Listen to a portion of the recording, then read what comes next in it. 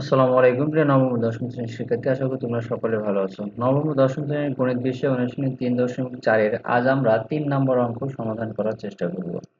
দেখো, 3 নম্বর অঙ্ক বলেছে উৎপাদকে বিশ্লেষণ করতে হবে x³ plus 2x² minus 5x minus 6।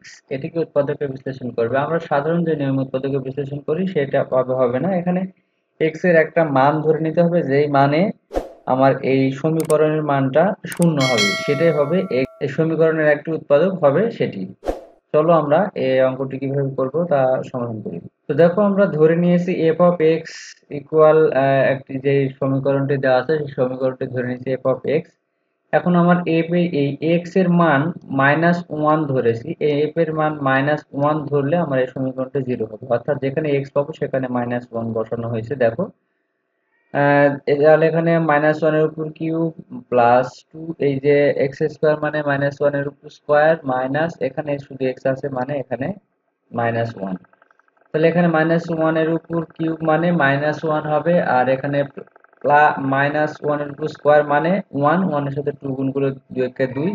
এখানে এই মাইনাস আর এই মাইনাস দুটি গুণ করলে মাইনাস মাইনাসে +5, আর এখানে তো -6 আছে।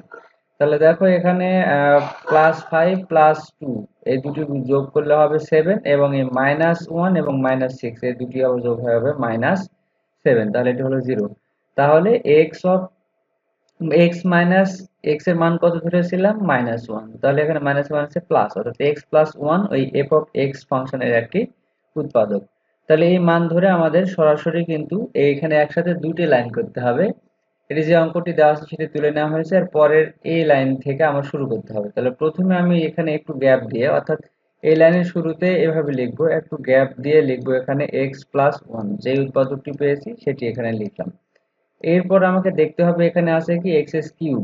তাহলে এখানে আমার একটা x আছে, আরো কয়টা x লাগবে? দুইটা। তাহলে এখানে x² যদি নিই তাহলে হবে উপরের লাইনে x³। তাহলে এখন আমরা x² আর x গুণ করলে হবে x³ এই যে x³ আর এখানে 1 এর সাথে গুণ করলে এখানে x² প্লাস আবারও এখানে একটু গ্যাপ রেখে এখানে আমি প্লাস লিখে একটু গ্যাপ রেখে কি করব, x প্লাস 1 লিখবো। এইভাবে কিন্তু এই অঙ্কগুলো করতে হবে। তাহলে এখানে একটু গ্যাপ রেখে লিখলাম। এখন আমরা এখানে x² দুটো আছে, এখানে কিন্তু আমি পেয়েছি একটা। তাহলে আর একটা লাগবে, এখানে শুধুমাত্র যদি আমি এখানে x নিই তাহলে x আর x গুণ করলে x² প্লাস এখানে 1 এর সাথে x গুণ করলে x। এখানে আমার লাগবে -5x, কিন্তু এখানে হয়ে গেছে +x। তাহলে এখানে আরো একটা বাড়তি হয়ে যাবে, অর্থাৎ এখানে আমি যদি আবার একটু গ্যাপ রেখে x প্লাস 1 লিখি, তাহলে এখানে যেহেতু একটা লাগবে আর এখানে আছে 5টা, তাহলে 6। এখানে যদি শুধুমাত্র 6 নিই তাহলে 6 দ্বারা গুণ করে দেখো 6x মাইনাস 6 কে 7 পাঁচ মানে 6। তাহলে এটি মিলে গেল। তাহলে এই সবার মধ্যে কমন আছে x প্লাস 1 নিয়েছি, আর বাকি থাকলো বামে x² প্লাস এর ডান পাশে x এবং এখানে আছে মাইনাস। এখানে আবার উৎপাদকে বিশ্লেষণ করা যাবে, অর্থাৎ 6 কে ভাঙানো যাবে। 3 দুগুণ 6, 3 থেকে 2 বাদ দিলে হবে একটা x। তাহলে এই দুটোর মধ্যে কমন আছে x, তাহলে x প্লাস 3, আর এই দুটোর মধ্যে কমন আছে -2, তাহলে এখানে x প্লাস 3। এবার দেখো, এখানে x প্লাস 3 কমন, আর এখানে বামে আছে x মাইনাস ডান পাশে 2।